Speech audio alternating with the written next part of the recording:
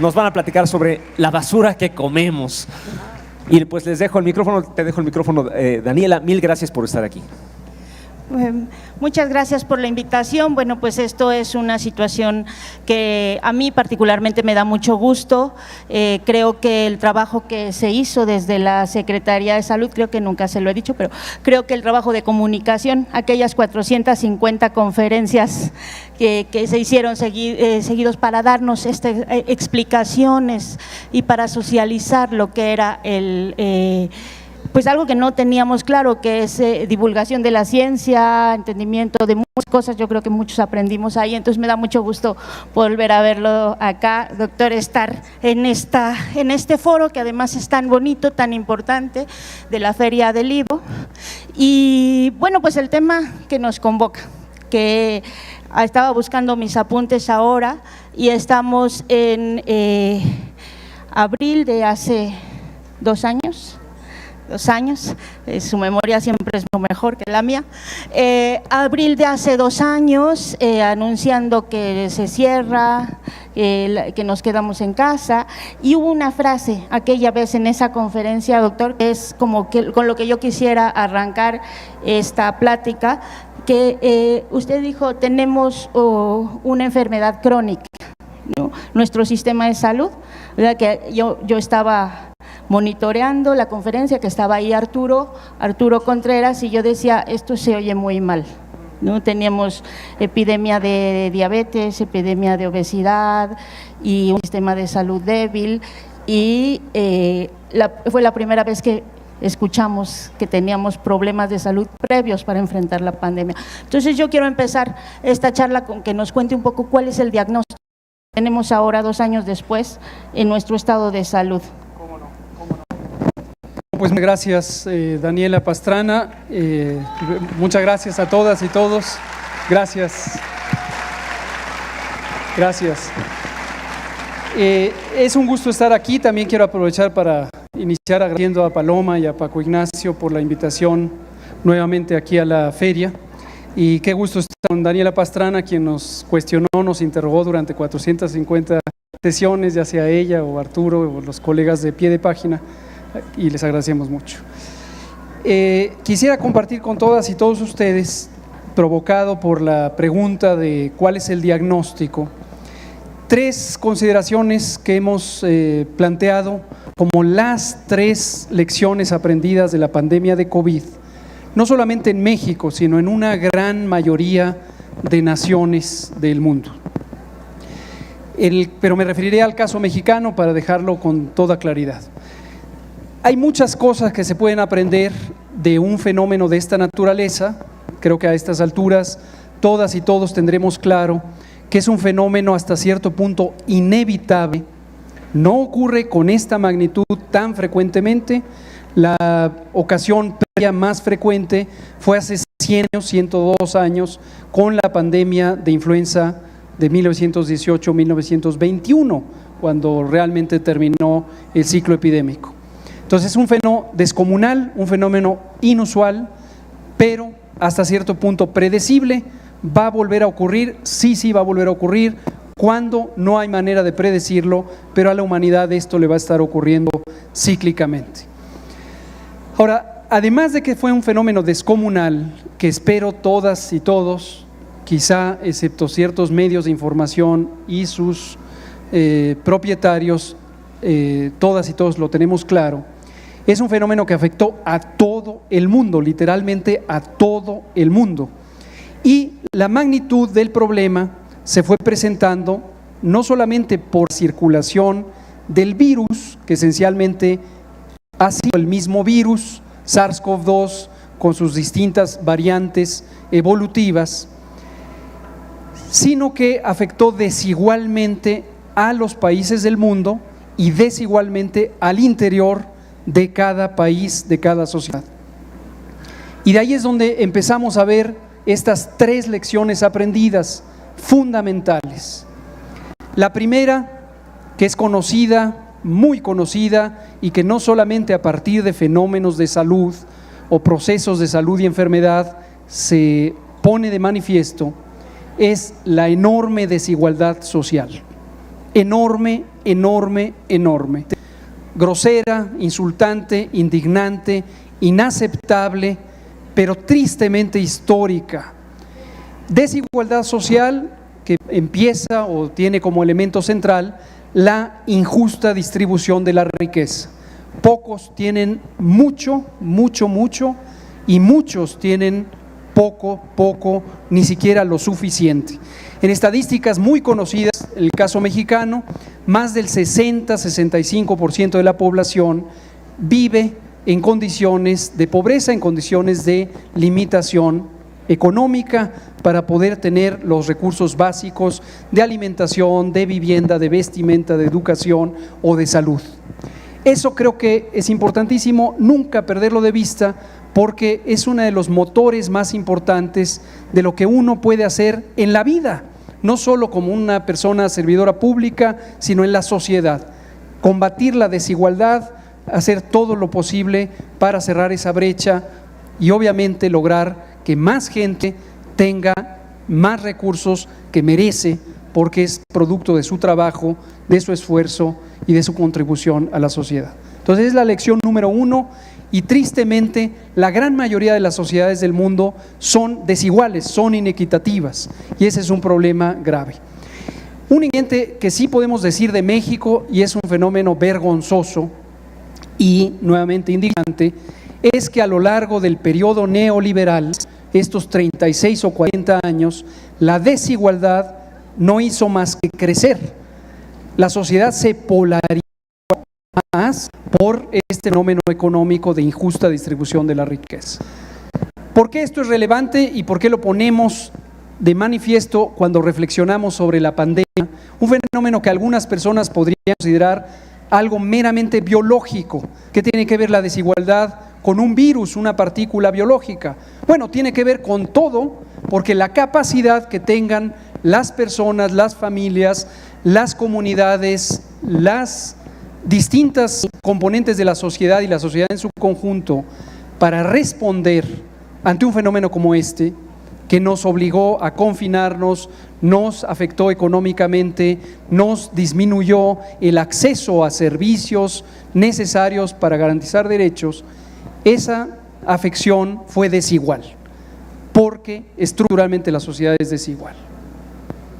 La segunda lección que también consideramos ha ocurrido en todo el mundo, o es propicia para reflexionar en todo el mundo, es el estado de salud de la sociedad. Y esto tiene que ver con el título de la conversación de hoy, sobre la alimentación. En México también hay estadísticas muy consistentes. Hemos tenido las epidemias de enfermedades crónicas más grandes del mundo. Hemos tenido las prevalencias de obesidad y sobrepeso más altas del mundo. Hoy ya no somos el primer lugar en obesidad en adultos, pero sí lo somos en adolescentes y en niños. 35% de niñas y niños mexicanos tienen sobrepeso o tienen obesidad. 77% de personas adultas mexicanas tienen sobrepeso o tienen obesidad. Y junto con ello está también otras enfermedades crónicas no transmisibles, como la diabetes, donde también hemos sido la hipertensión, múltiples cánceres que se asocian con estos fenómenos. ¿Por qué es relevante? Porque en sí mismo causan graves daños a la salud y causan disminución de la esperanza de vida. En México, en 2016, se identificó por primera vez una reducción de la esperanza de vida. En 2016, los contribuyentes fundamentales tenían que ver con estas enfermedades crónicas no transmisibles, en especial la diabetes. Pero ¿por qué se conecta? Y verán que las tres lecciones se conectan entre sí. Porque estas condiciones de salud tampoco son un fenómeno biológico solamente. De hecho, son mayormente fenómenos sociales. El estado de salud que tenemos tiene que ver con lo que comemos, con la actividad física que hacemos o no hacemos, con con el aire que respiramos, con el agua que tomamos, con el suelo en el que se cultivan los productos alimentarios que llegan a nuestra mesa. Y una cosa importantísima, que sistemáticamente los grupos de interés para los que esta verdad es incómoda, que son los grupos de interés económico, se empeñaron en desvirtuar este señalamiento que hemos hecho mucho de la academia, ahora lo hacemos también desde el gobierno, diciendo que estábamos acusando a las personas que padecen obesidad, que padecen diabetes o que padecen hipertensión y que los estábamos discriminando. No hay acusación más absurda para desvirtuar la atención del señalamiento que estamos haciendo, que consiste en que las personas tenemos un margen muy pequeño de posibilidad de decidir sobre lo que comemos, porque lo que comemos depende de lo que está disponible físicamente y disponible económicamente. Y en México no hay duda, hay una sobreabundancia de productos chatarra, elementos que se consideran alimentos. Yo me niego una y otra vez a llamarles alimentos. Son productos industrializados, procesados, y estamos hablando de los falsos jugos. No jugos, son agua con colorantes, saborizantes y una enorme cantidad de azúcar. Son yogurts y otros productos lácteos con azúcares, son todos los alimentos chatarra. Si uno va a la redonda, lo primero que se va a encontrar, antes que un producto alimentario saludable, como puede ser un producto de maíz o frutas o verduras, va a ser unas de estas tiendas de inconveniencia, unas tiendas que son propiedad de estas corporaciones globales que producen estos alimentos tóxicos para los seres humanos. Y estos están en sobreabundancia, además a un precio barato, y eso es el motor de las epidemias de enfermedades crónicas. Entonces, cuando uno piensa, ¿hay responsables o no? Claro que hay responsables que se enriquecen a costa de dañar a la población, y no solo de México, sino del mundo en general. Termino comentando la tercera lección y luego haré una observación de cómo están relacionadas estas tres cosas. Tenemos desigualdad social, lo que determina o falta de ello a condiciones saludables de vida. Tenemos una enorme carga de enfermedades crónicas producto de estos elementos tóxicos. Por cierto que solo principalmente, porque también la devastación ambiental que ha contaminado nuestros ríos y nuestros suelos es causante directa de estos daños crónicos. El tercer elemento es, uno aspiraría a que en estas condiciones de salud y con esta magna desigualdad, tendríamos que tener un sistema de salud que atenúe o resista o atienda los daños a la salud cuando esto se presenta. Bueno, pues no lo tenemos. En México nunca alcanzamos una cobertura universal del sistema de salud, una capacidad para tener centros de salud, hospitales de referencia, médicas, médicos, enfermeras, etcétera, capacidades de salud pública para toda la población. Nunca lo alcanzamos. Pero más o menos entre la creación de las dos grandes instituciones de salud en 1943, la Secretaría de Salud y el Seguro Social, y hasta los años 70 tardíos, logramos ampliar esa capacidad y esa cobertura, hasta que llegó el neoliberalismo. Y el neoliberalismo es, por un lado, un fenómeno de reorganización económica del capitalismo global y de los capitalismos locales, pero también es decisiones de gobierno que en su momento tomaron desde el sexenio de Miguel de la Madrid hasta el más reciente de Peña Nieto, pasando por todos y cada uno de ellos. Y esas decisiones fueron conscientes y fueron para hacer mecanismos administrativos y jurídicos, tanto como en la enorme mayoría de los servicios sociales, los servicios del bienestar. No hay difamación alguna en lo que estoy diciendo. Uno puede tomar los textos de quienes fueron secretarios de salud en su momento, de Estado al que lo fue en el sexenio de Miguel de la Madrid, y escribieron el plan doctrinal para desmantelar lo público y sustituirlo por aventuras privadas, y esto ocurrió tanto en México como en el Chile de Pinochet, como en Colombia, como en Argentina, como en una gran cantidad de naciones, en Asia también. El resultado neto es que tenemos un sistema de salud incompetente, no hay suficientes unidades de atención, pero una de las carencias más grandes, lo mencionó el presidente esta misma mañana, PSOE y el secretario Alcocer, es el personal. Tenemos una carencia de arriba de 250,000 personas profesionales de la salud.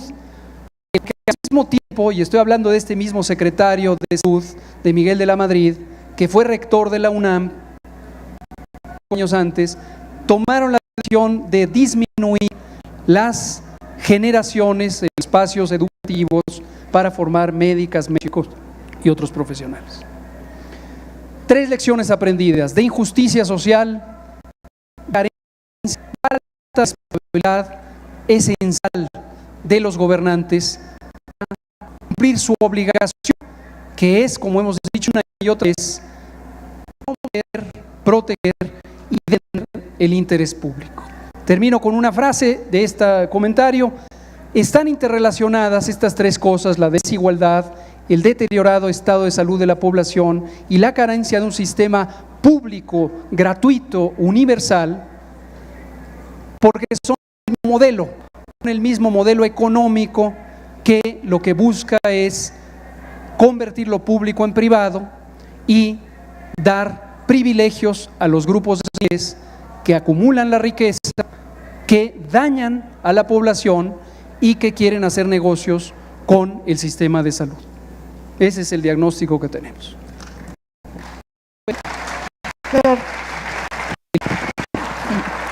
Doctor,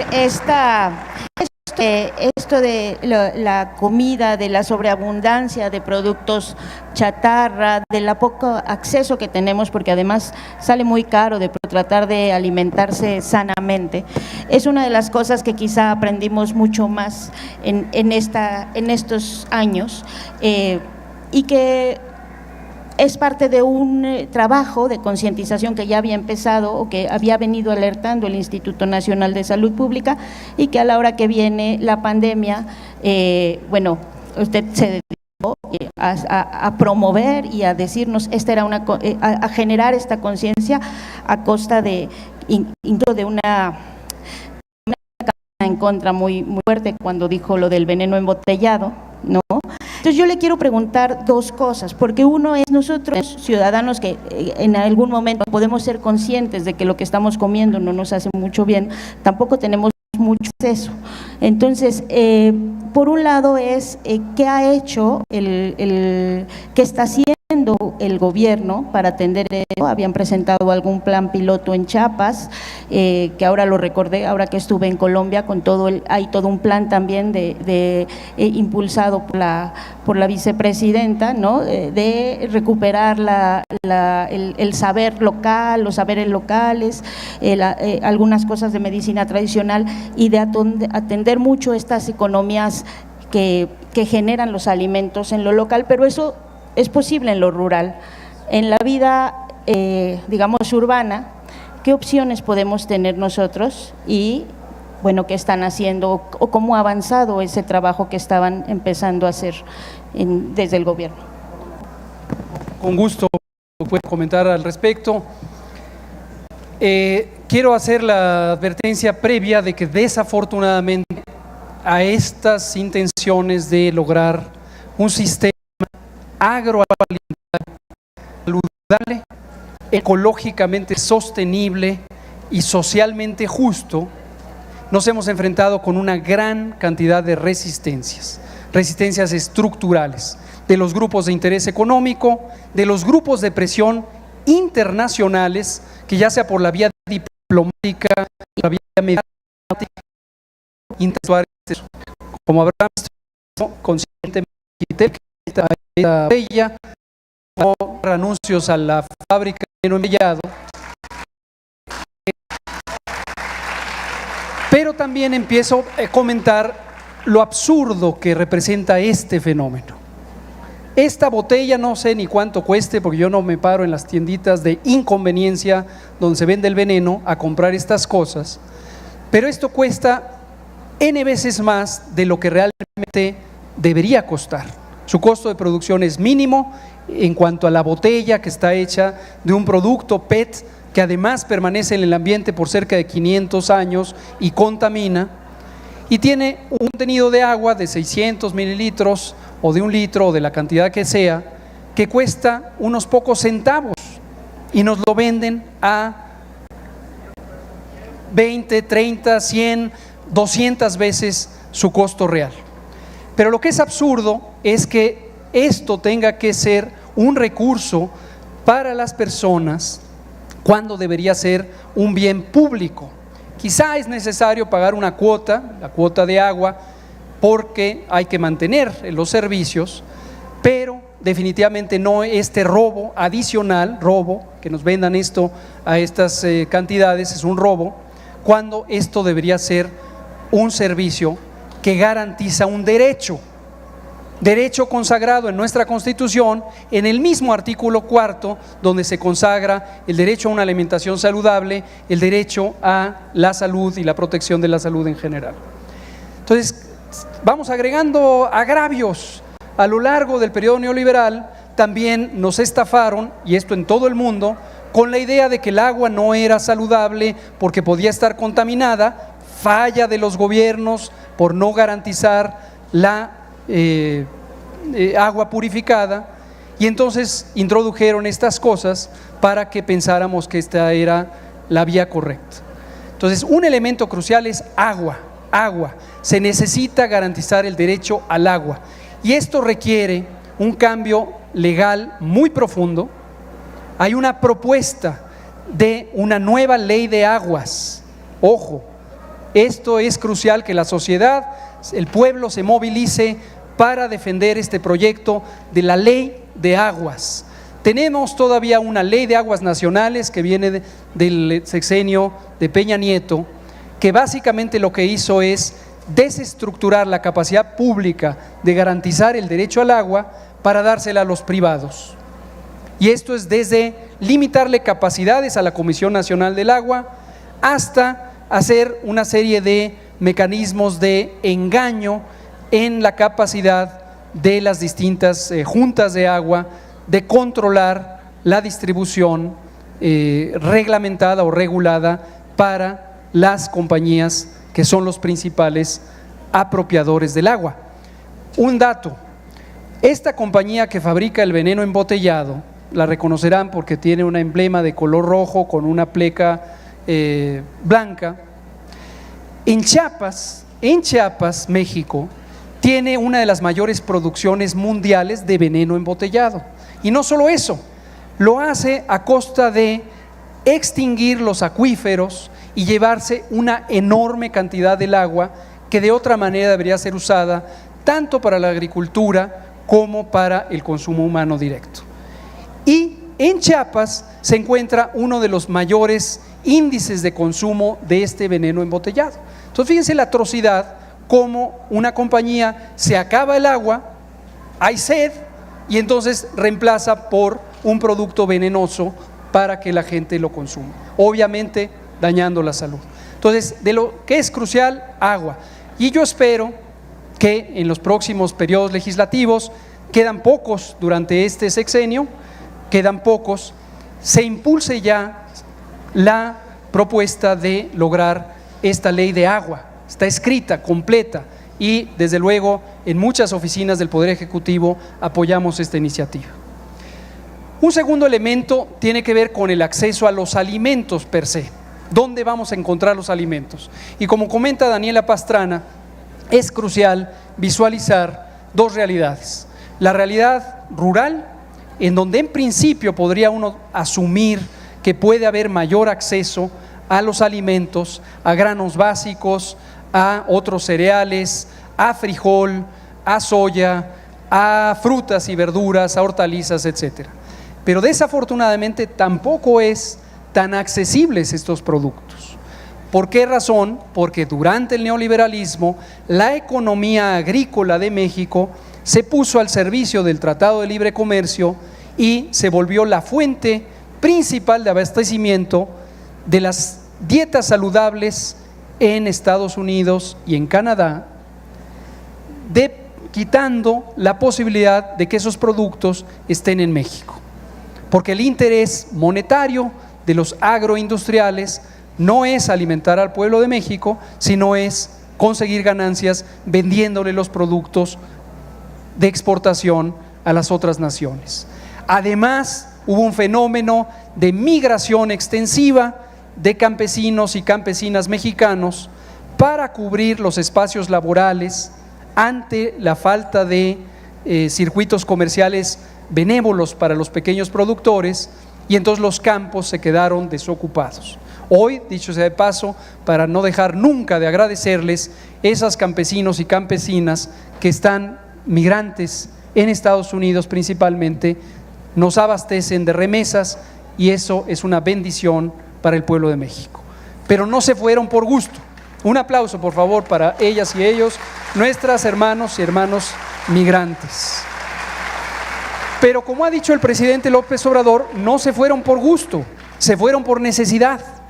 Entonces es una tragedia que se fueron por necesidad, van a trabajar en condiciones desfavorables de explotación en los campos de Estados Unidos, y además se quedó el campo mexicano yermo, desierto, porque la producción se centró principalmente en la agroindustria. Tercer elemento preocupante de la agroindustria: pesticidas, plaguicidas, agroquímicos, fertilizantes sintéticos. En México seguimos utilizando, ese sí es una buena noticia porque vamos en vía de quitarlo, un producto extraordinariamente tóxico, probadamente cancerígeno, que se llama glifosato. Glifosato es un herbicida que inventó una compañía de Estados Unidos en los tiempos de la guerra de Vietnam.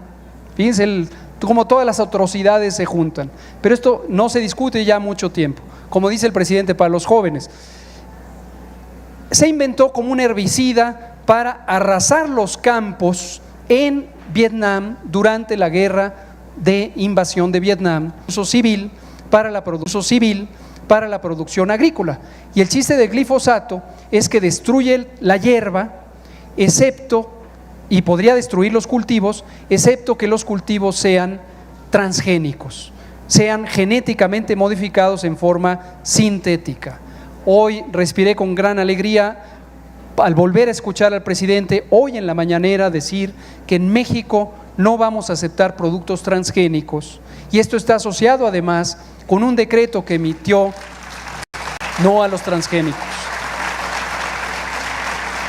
El 31 de diciembre de 2021, nuestro presidente emitió un decreto, publicó un decreto en el que establece una eliminación progresiva y rápida del glifosato. Desde luego no se podía quitar de golpe porque se podía caer la producción agrícola, pero sí se puso un plazo.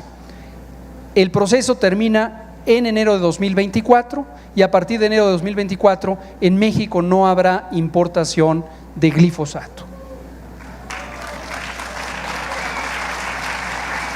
Pero nos faltan cosas porque tenemos otros productos químicos, otros agroquímicos, ojo, que se usan mayoritariamente en la agricultura agroexportadora. Es decir, no es un producto para campesinos pobres o campesinos que viven en autosubsistencia. Principalmente lo utilizan las grandes corporaciones agrícolas, muchas de ellas extranjeras, para producir lo que después exportan. Y la ganancia es neta en términos monetarios, no es neta ni en autosuficiencia alimentaria o seguridad alimentaria, ni en economía para México. Hay otros 17 productos que están en los convenios internacionales de eliminación de productos tóxicos, en particular un convenio que se llama el Convenio de Rotterdam y otro el Convenio de Estocolmo, pero no se ha formalizado la responsabilidad del Gobierno de México para eliminarlos. Hay un grupo de senadoras y senadores muy congruentes, muy valientes, muy responsables con el pueblo, que hoy están formulando una reforma a la Ley General de Salud para que se eliminen estos 17 agroquímicos altamente peligrosos. Y convoco también al pueblo a que estemos atentos y respondamos para defender esta iniciativa de eliminación de estos agroquímicos altamente tóxicos.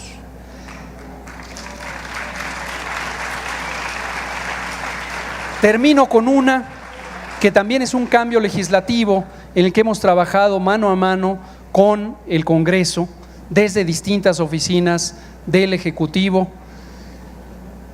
Se ha formulado una propuesta de ley de alimentación. No hay en México una ley reglamentada que garantice el derecho constitucional, ya dijimos consagrado en el artículo 4, a una alimentación saludable. De modo que durante todos estos años, desde que se puso esto en los 80s, ha sido demagogia decir que tenemos en la Constitución consagrado a ese nivel constitucional el derecho a la alimentación, porque en la práctica no hay una ley reglamentaria, no hay reglamentos específicos y por lo tanto las políticas públicas de fomento de la alimentación saludable se limitan a tímidos esfuerzos de comunicación o de promoción de la salud y de la alimentación saludable. Hay una propuesta, también este mismo grupo de senadoras valientes, congruentes, en particular destaco a la senadora Ana Lilia Rivera y a la senadora Margarita Valdés, la segunda presidenta de la Comisión de Salud del Senado, han formulado este proyecto de la Ley de Alimentación y también están trabajando en el de agroquímicos. Y lo que busca la Ley de Alimentación es dar un marco claro, obligatorio en todo el país, sobre el que se pueda estructurar las políticas públicas que ayuden a modificar el entorno alimentario hoy dominado por la industria de los productos chatarra y que permita que se hagan ajustes económicos que favorezcan la producción saludable y limite, sobre todo para niñas, niños y adolescentes, este acceso tan grotesco, tan extenso de los productos industrializados. No quiero dejar de mencionar nuestros etiquetados de advertencia. Cuando empezó el gobierno, de hecho esto lo empezamos a trabajar desde la fase de transición, formulamos un paquete, una política integral para reducir la obesidad y las enfermedades crónicas que tienen que ver con la alimentación no saludable. Esto, una vez en el gobierno, lo integramos a través de un grupo multisectorial que se llama GISAMAC, Grupo Intersectorial de Salud, Alimentación, Medio Ambiente y Cooperación, en donde las distintas políticas están interconectadas. Pero la primera, porque iba a dar un rendimiento inmediato, y ya lo está dando, fueron los etiquetados de advertencia. Historia larga, hecha breve, durante los dos sexenios anteriores, en particular el sexenio 2012-2018, el gobierno trabajaba mano a mano con el sector privado en la forma más desafortunada que puede haber. En lugar de que el gobierno regule al sector privado tanto como tiene que regular toda la vida pública, puso de cómplices a prominentes personajes del sector privado, las cámaras empresariales, incluso compañías específicas como esta del veneno embotellado, de asesores de las políticas públicas. Y obviamente esta iniciativa de los etiquetados que habían formulado colegas del Instituto Nacional de Salud Pública y que era y sigue siendo afortunadamente un movimiento progresivo que viene de América Latina, éxito en Chile, éxito en Bolivia, éxito en Perú, éxito ya en Uruguay y ahora en México, fue sistemáticamente despreciado. La industria creó una ficción de etiquetados, los que se llaman GDA. Este fue inventado por una compañía que produce principalmente fórmulas lácteas para niñas y niños. No nos va a dar tiempo de hablar de la vergonzosa, limitadísima tasa de lactancia materna que hay en México, pero menos del 36% de las mujeres mexicanas dan pecho a sus niños recién nacidos. Y la mitad ya lo han dejado antes de llegar al mes 6, donde debe empezar la alimentación complementaria. Y desde ahí, o de hecho desde la alimentación de la madre, empiezan estas enfermedades crónicas. Pero regreso a los etiquetados. Esta compañía que está en la Riviera del lago Ginebra y que es un monopolio global o un poderoso gigante global que produce leche en polvo y fórmulas lácteas, diseñó los etiquetados engañosos y durante el sexenio pasado se usaron para distraer la atención y decir, pues estamos informando al público, hay que darles información. Y mentira, lo que querían era distraer la atención. Inmediatamente llegamos, y eso lo logramos en el primer año, pusimos nuestros octágonos. Como saben ustedes, los octágonos lo que buscan es claridad, con 3 propósitos: proteger la salud, proteger el derecho a la información y proteger el derecho o el interés superior de la infancia y la adolescencia. Los etiquetados son muy simples de entender. Donde hay más etiquetas, hay más peligro. Y hay etiquetas para sal, exceso de azúcares, exceso de calorías y exceso de grasas. Esto ya lo tenían en Chile, nosotros le agregamos edulcorantes sintéticos porque no son recomendables en niños y cafeína en las bebidas porque tampoco es recomendable en niños. 2 datos cruciales: investigación del Instituto Nacional de Salud Pública. A un poco más de un año de implantación del etiquetado, 80% de las personas en encuestas sistemáticas que se hicieron reconocen los etiquetados, los consideran informativos, toman decisiones con base en el etiquetado y han reducido el consumo de los productos no saludables.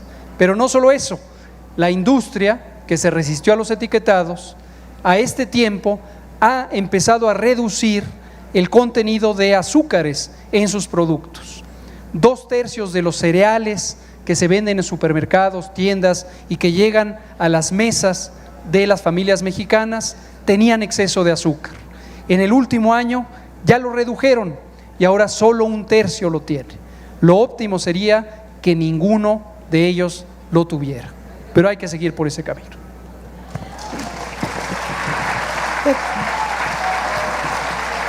Quiero dejar un espacio para ver si hay preguntas, pero antes de eso quisiera preguntarle, doctor, ¿por qué esto implica un tema de la educativo, o sea, de la educación? Nos habían dicho también en algún momento que se iba a incluir algún tipo de contenido sobre educación de la salud en las currículas escolares. No sé si también había alguna campaña para promover la alimentación sana, para tener como herramientas desde la ciudadanía de lo que sí podemos hacer en nuestros espacios más cotidianos, porque al final de cuentas esto es una campaña grande, o sea, este es un enfrentamiento, digamos, fuerte de las narrativas, ¿no? Entre… y lo acabamos de ver ahora que se anunció que esta empresa de no embotellado pues va a patrocinar la COP20, ¿no? La conferencia que busca enfrentar la crisis climática, ¿no? Entonces vamos, y también tenemos a un exsecretario de Salud que tiene una relación directa con algunas de estas empresas. No vamos a decir aquí todos los nombres, pero bueno, estamos en eso, ¿no? Porque son los que al final también de pronto hacen estos anuncios o estas desde la academia, ¿no? En la que pues su diagnóstico es que estaba muy bien la política que teníamos o algunas cosas así. Entonces me interesa tener la valoración que tiene sobre lo que se tiene que hacer en el ámbito educativo, cultural, lo que se ha hecho hacia adelante, y creo que hay un montón de preguntas aquí, entonces vamos a juntar varias, pero si nos puede hacer una corta reflexión sobre esta parte de la educación y cómo podemos nosotros también enfrentar la desinformación que tenemos, ¿cómo no? Se lo agradeceré. Con mucho gusto, Daniela, y qué bueno que una periodista tan destacada hace énfasis en el tema de información, porque efectivamente la información, cito nuevamente al presidente porque lo dijo esta mañana, la información es poder, pero el poder, como él ha dicho N veces, solo es virtud si se pone al servicio de los demás. Y la información puede ser fácilmente desvirtuada. La prensa mexicana, prensa escrita, radio, televisión, está sobresaturada de prensa corporativa. Y la prensa corporativa quiere decir que no son ciudadanas, ciudadanos, no atienden a un interés general. Se disfrazan con el discurso de ciudadanía para en realidad representar los intereses corporativos de estas minorías que causan todo lo que ya mencioné y más. Y entonces sistemáticamente promueven las agendas, desvirtúan las intenciones del poder público para desacreditarlo. En el espacio educativo hay una enorme oportunidad de tener no solo información, sino debate, conversación, reflexión, crítica.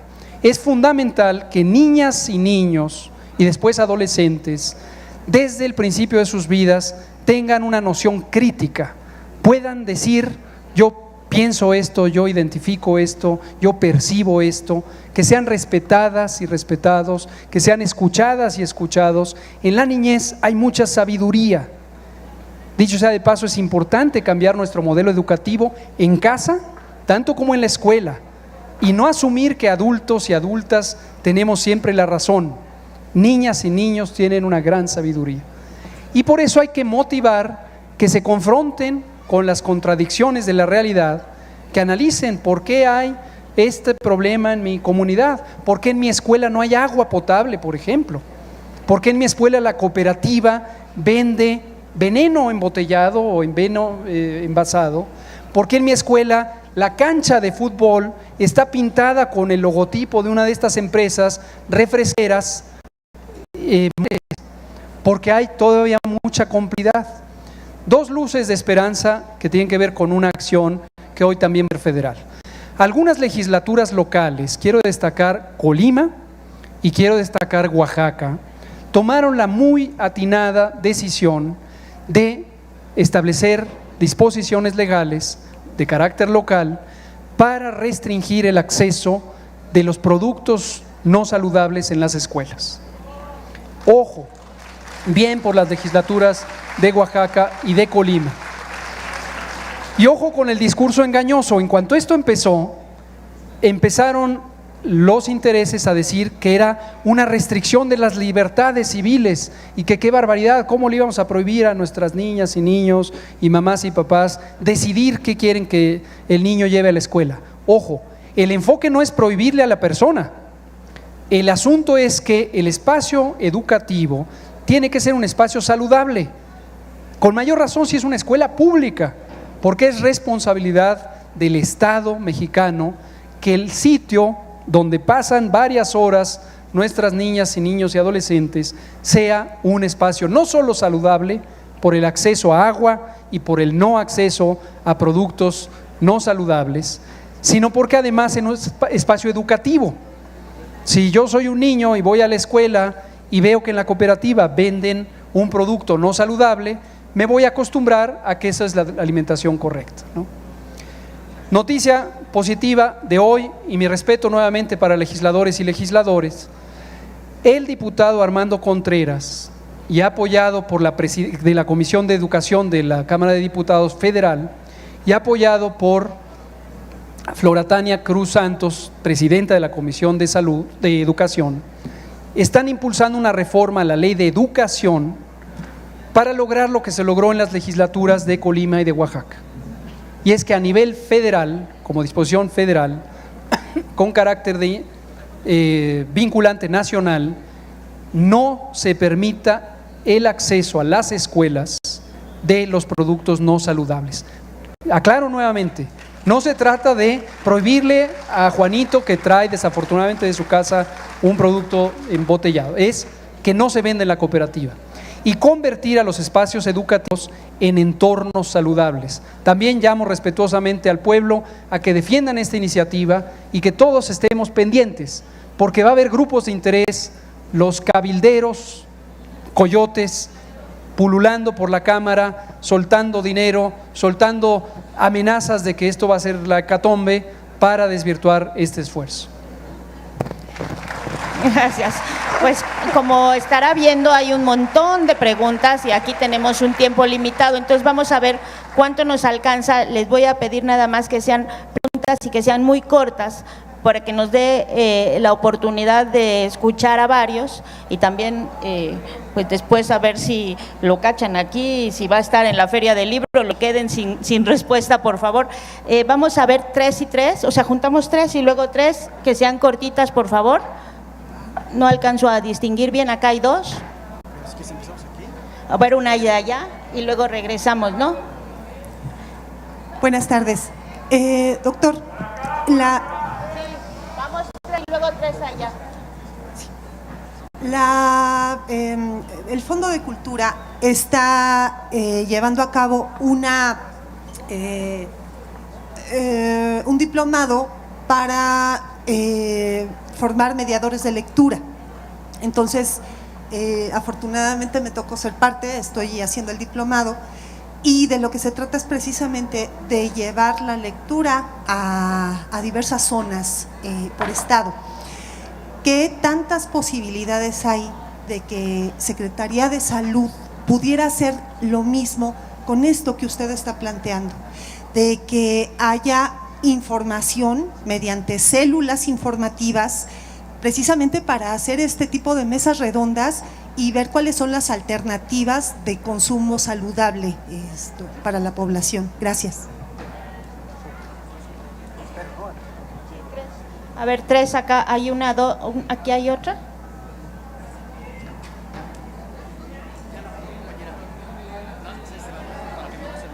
Buenas tardes.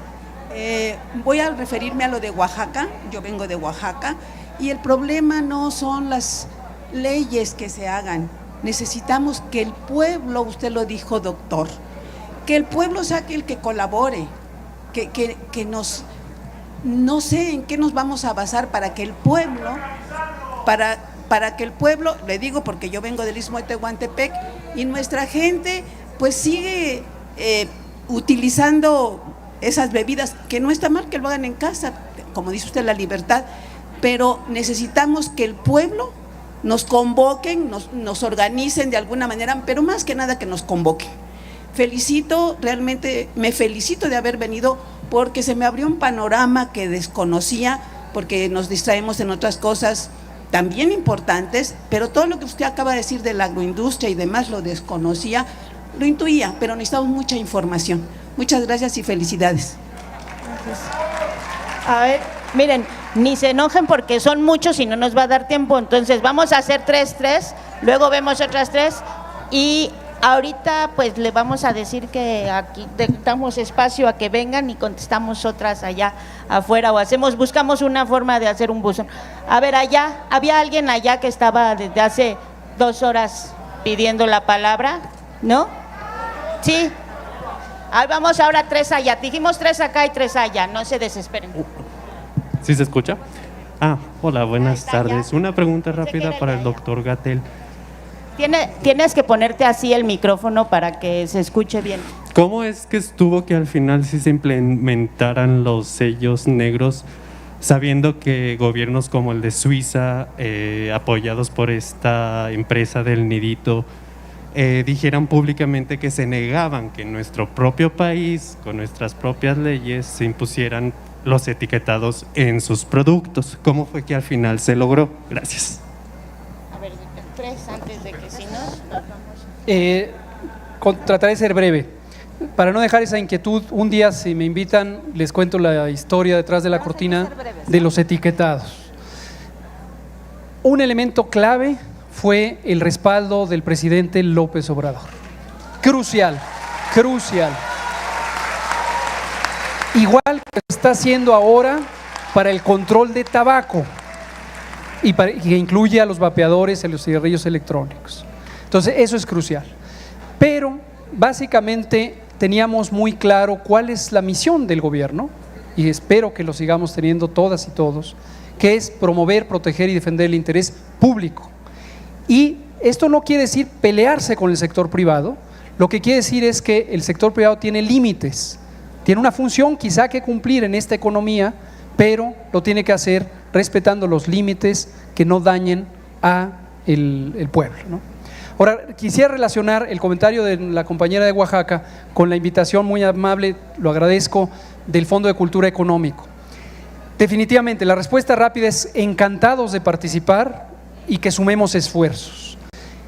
Pero pienso que es muy importante que todas y todos tengamos esta percepción de que no basta con votar en las urnas y haber logrado un cambio de gobierno para un gobierno que se ha propuesto un cambio de régimen, esta cuarta transformación. La transformación tenemos que seguirla haciendo todas y todos, a partir de la organización popular. A partir de la organización popular. El poder popular es soberano y las comunidades, en las empresas, en los espacios laborales, en el campo, en las escuelas, en las universidades, en las plazas públicas, en el transporte, no puede parar la organización. Y ahí hay que discutir los temas profundos que son los que están en la estructura social, económica y política. Y siempre confrontar al poder público, porque todo servidor y servidor público electo o designado, en el caso de los que somos funcionarios no electos, debemos estar permanentemente sujetos al escrutinio, al cuestionamiento, a la presión popular que debe exigir que se cumpla el mandato mayoritario del pueblo en las urnas. Entonces, sugiero, convoco a no distraerse con otras agendas, a veces un poquito artificiales, en los ciclos electorales, y que el pueblo ejerza su soberanía de manera directa. El pueblo es el soberano y todos estos temas tienen que estar todos los días. Gracias, doctor. Vamos ahora de este lado con unas tres rápido. A ver, aquí alguien, si no se nos van a desmayar acá, ¿no? Buenas tardes. Bueno, hay un señor allá atrás, pero luego aquí adelante, ¿no? Porque si no, nos están diciendo desde hace rato. Allá atrás, sí. Bien, soy profesor con experiencia de muchos años y participo en una asociación civil que se ha conformado espontáneamente de las comunidades en donde he venido trabajando. Hemos venido trabajando gentes que se denomina JOMA. Jo, que significa jóvenes, niños, hombres y mujeres, pues desde jovencitos, 14, 15 años hasta 30, 40 años. Ma, de maestros que no son solamente concebidos maestros académicamente formados, sino maestro es el padre y maestra es el madre de cada individuo que nace, es el educador por excelencia que lo enseña a hablar, que lo enseña a comer. Tenga usted la confianza, doctor, que usted es un gran comunicador y sentimos que todo lo que dice usted son políticas públicas articuladas a través de secretarías hermanas, salud, trabajo, educación, economía. Vamos adelante. Larga vida para usted, que tiene grandes conceptos, es usted un gran comunicador. A ver, acá adelante y allá, por favor, a ver si está aquí el micrófono. Porque están, vamos a ver si juntamos una más. Pero también quiero allá. ¿Dónde está el micrófono? Eso. Sí, porque hace mucho rato, y mira, si quieres luego allá atrás, también ella, sí, y ahorita vemos, ¿no? Sí. Vamos a hacer las cortas para que le respetemos es una el pregunta tiempo también. para el doctor Gatell. Sabemos que venimos de unos gobiernos de 36 años neoliberales y me pregunto el por qué, siendo tan peligroso los agroquímicos como el glifosato, no se ha tomado esto en las cámaras porque es cancerígeno. Esa es mi pregunta. Allá.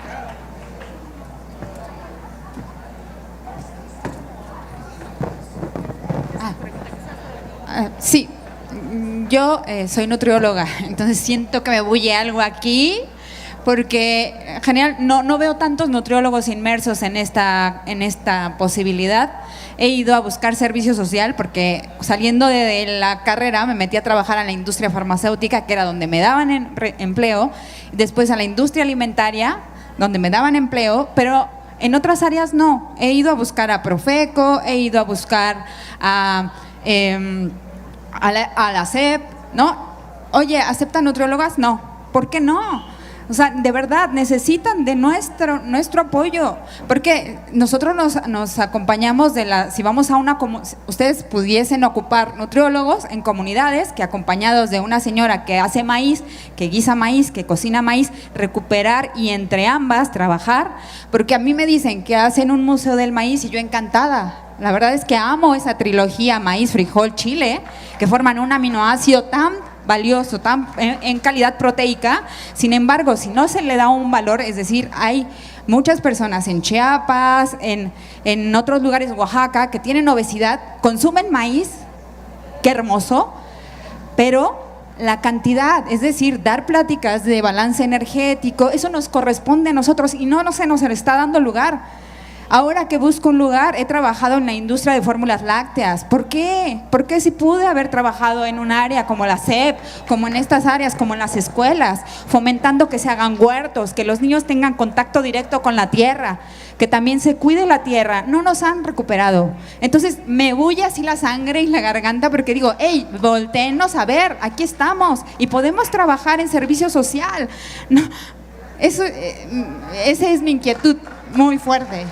¿No? Ahora, otra pregunta de la industria alimentaria, porque yo tuve contacto, estuve trabajando para FEMSA. FEMSA me pagaba para dar pláticas de nutrición. Compañera, la pregunta, por favor. De nutrición, es que me parece valioso esto porque es algo que no se ve y se trabaja y ellos conmueven a la persona. A lo que voy es que la industria alimentaria conmueve para persuadir a los niños, que son un grupo cautivo por muchos años.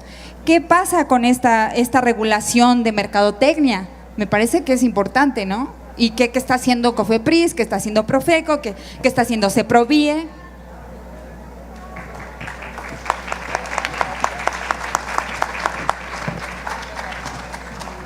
Les recordamos que hay mucha gente que quiere hablar, entonces Sí. seamos muy, muy, muy breves, por favor. Exacto. La solución. No, a ver, esperen aquí, porque ya eran 3 acá. Aquí, en realidad, la primera fue una felicitación, entonces vamos a hacer una más de este lado y luego ya a ver si de allá. Sí, buenas ¿Me tardes. dices el tiempo? Inicio, buenas tardes a los dos panelistas.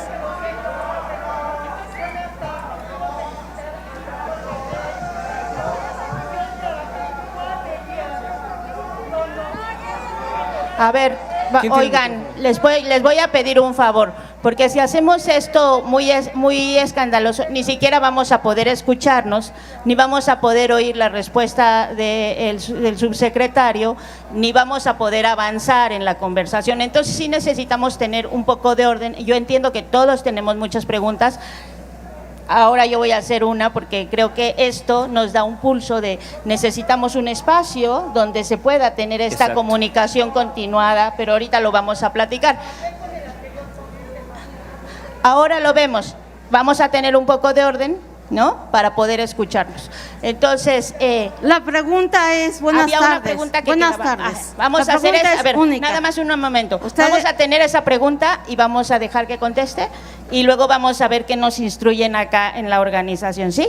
¿Estamos de acuerdo? Sí. A ver la pregunta. Doctor, usted que se reúne todos los martes con el presidente de la República, que se exalte más, así como tiene reuniones de seguridad, esas reuniones de salud, y propongo cómo se desaprende a la población a tener el consumo de esos productos chatarra de bajísima calidad.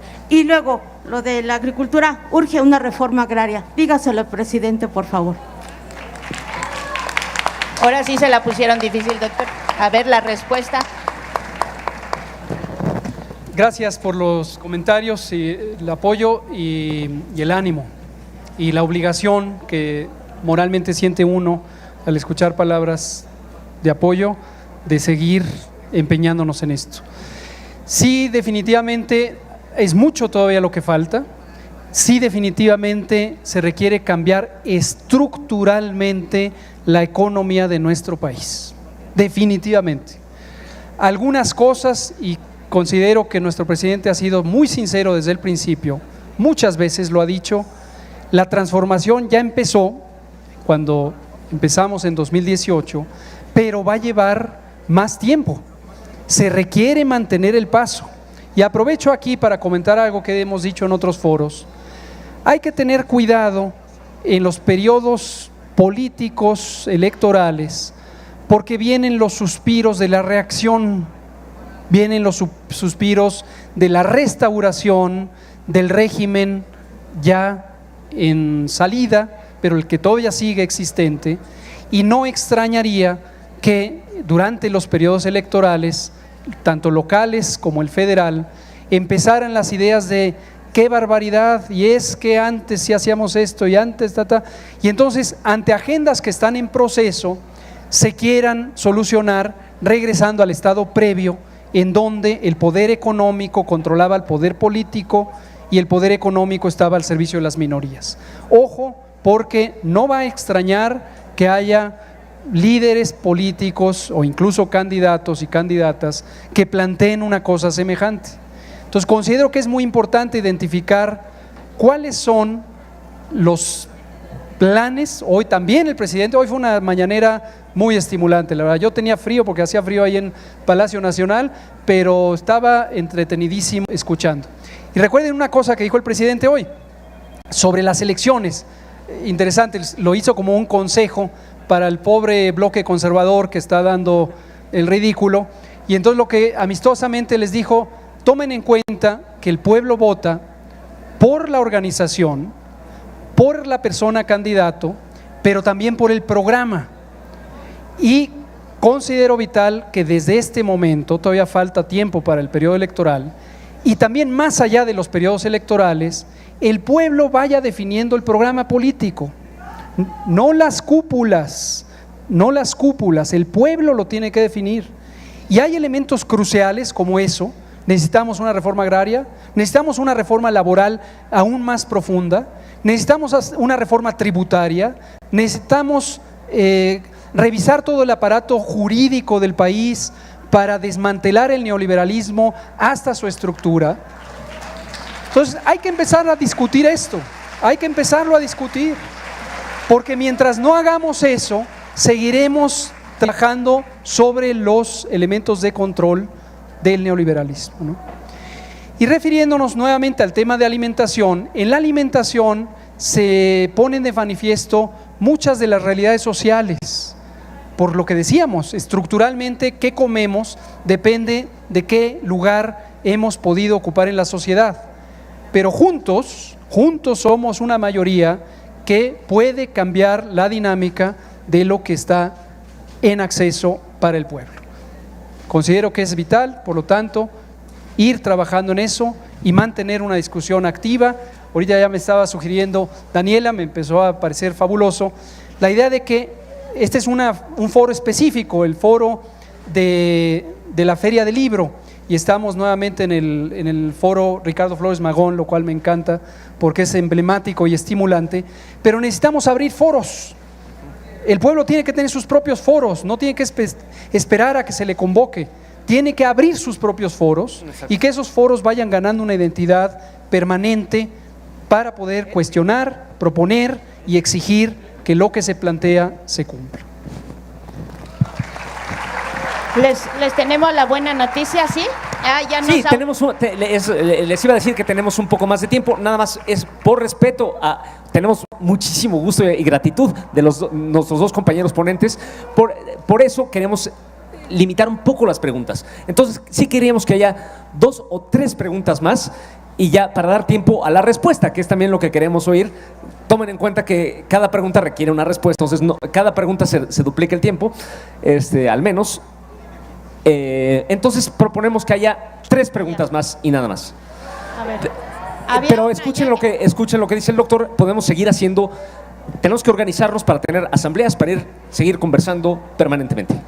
A ver, vamos a hacer una allá, que todos me están señalando que está desde allá. Hay 2 que nos están pidiendo, una aquí la señora que no tenía el micrófono hace un rato, y él, 4. ¿No? Y tenemos que abrir más espacios, eso nos queda claro, pero también tenemos que respetar acá los tiempos, que ya nos abrieron un poco más el espacio.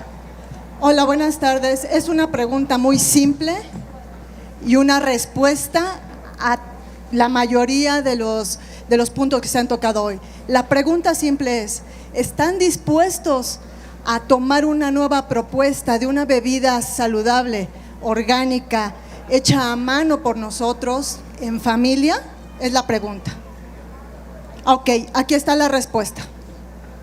Llévasela. ¿Llévasela? Ok, gracias.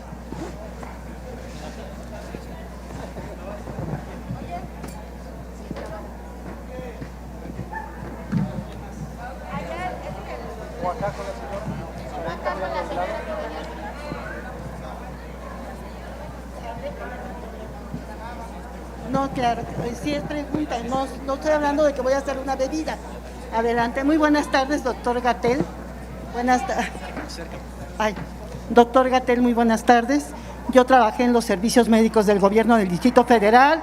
Doy un fuerte mando, un saludo a la guardería 20, 40, 10 y 16 del Instituto Mexicano del Seguro Social y al Senado en esa época y en ese momento que aprobaron la modificación de la alimentación en todas las guarderías, en todos los CENDIs.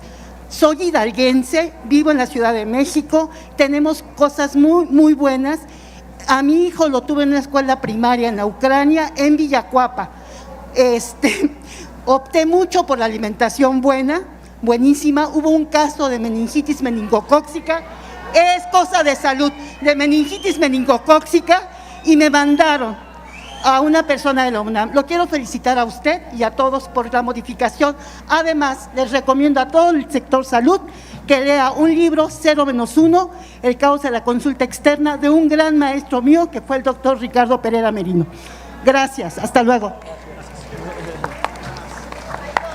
Hay dos pendientes, uno aquí con una cachucha, ¿verdad? Que nos están hace rato, y alguien ahí de un sombrero que no alcanzo a ver bien por estas luces, pero allá. Muy buenas tardes al doctor Hugo López Gatell y a Daniela Pastrana. Mi pregunta es, ¿cómo se puede rescatar el campo que abandonó el sexenio de Salinas de Gortari? ¿Cómo se puede rescatar el campo sin romper los grilletes del TEMEC, o sea, el Tratado de Libre Comercio?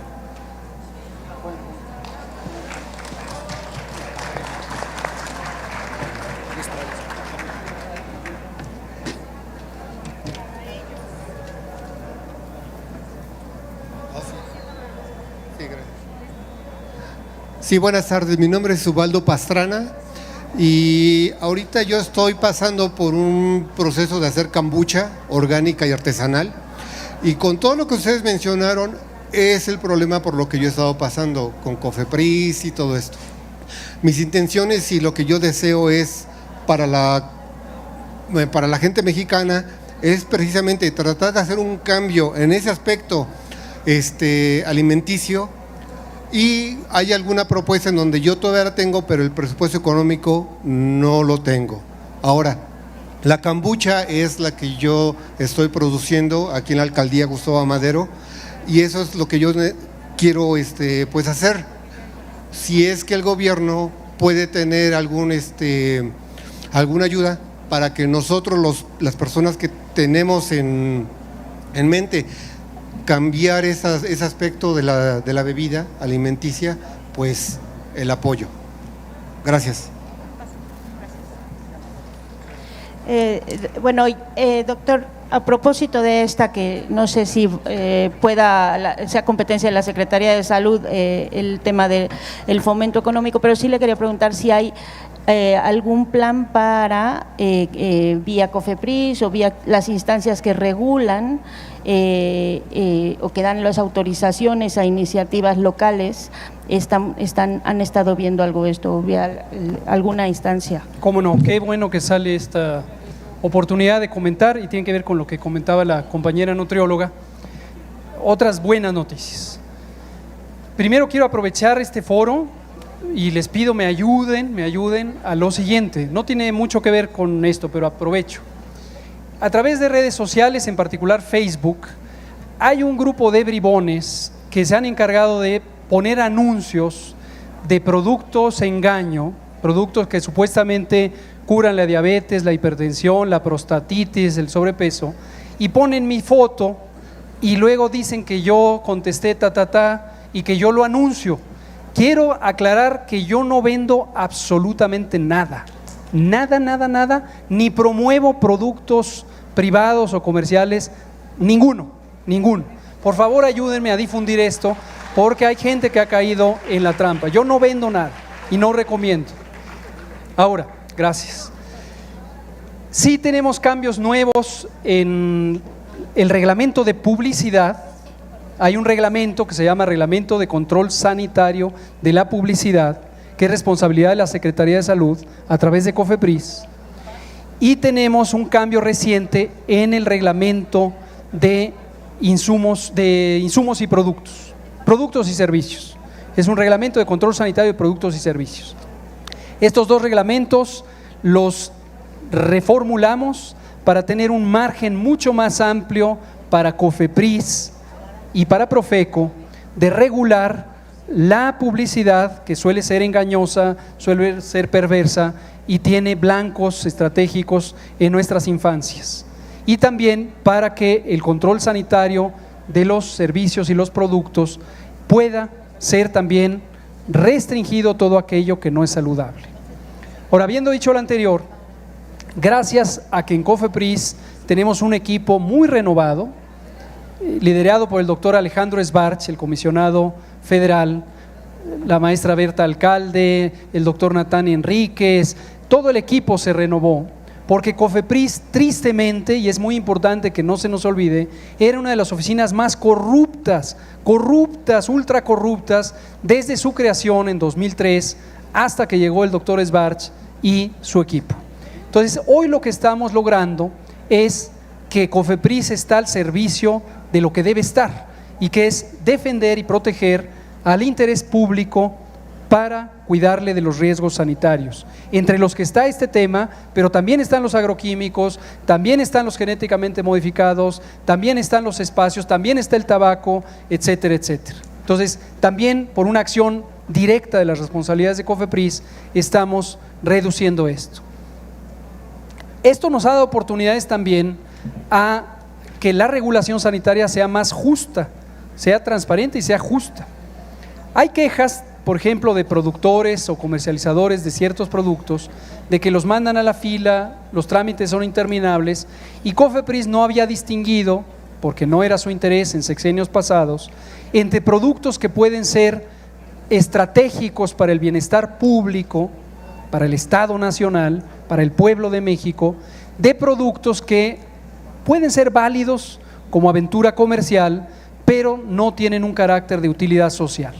Y hoy lo que tenemos es un esquema de regulación que no solamente jurídicamente es más sólido y más equitativo, sino que además se respeta, y los trámites se hacen en orden de llegada, pero también en orden de priorización por su utilidad pública, ¿no? Ahora, respecto a las bebidas, no voy a comentar sobre esta en particular.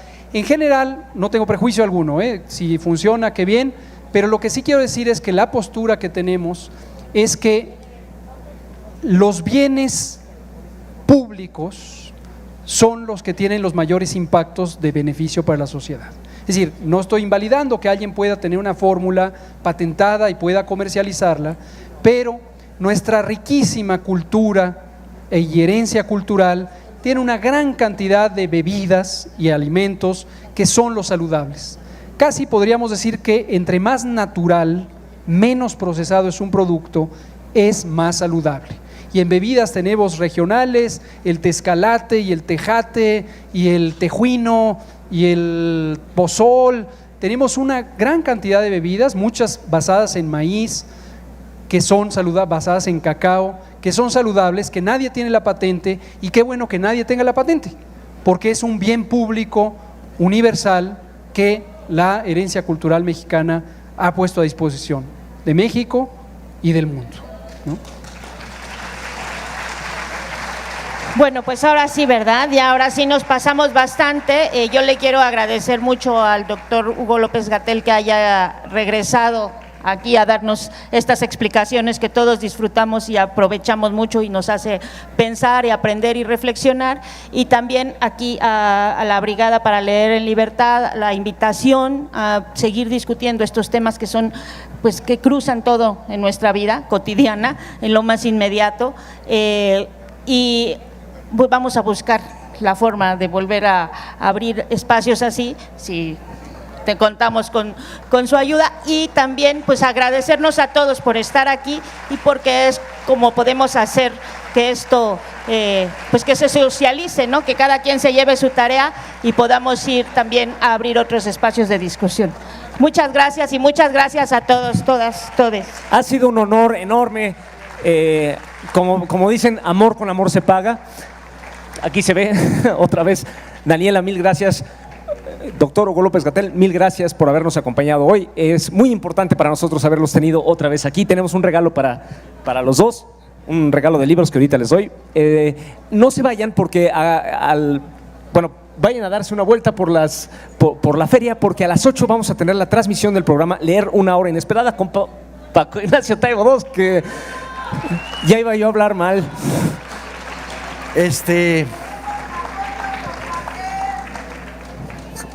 A ver, tengo un club de fans muy raro.